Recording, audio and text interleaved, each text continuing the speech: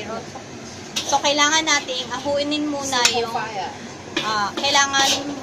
muna natin yung pork. Ilagay natin sa plato kasi simple fire lang siya. Hindi dapat matigas yung pork. Ngayon, bubuksan ulit natin yung fire. Kailangan medyo malakas siya. Lalagay tayo ulit ng oil.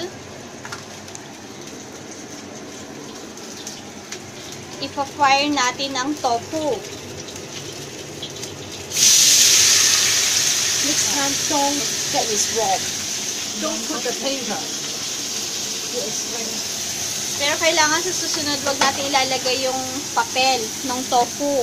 Kasi danger siya sa pagluluto. Did you explain to them the sauce, the salt water, the tofu? Kailangan yung tofu ay ilalagay natin siya sa salt water. Let the tofu not be broken.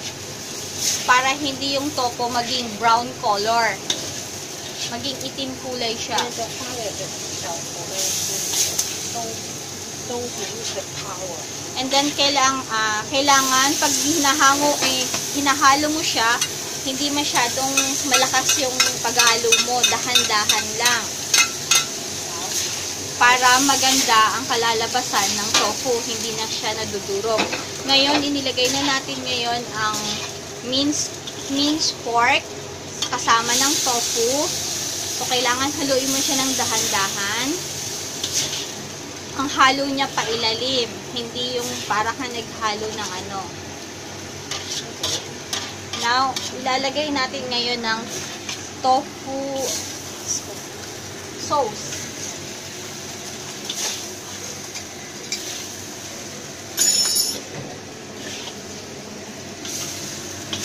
Some water.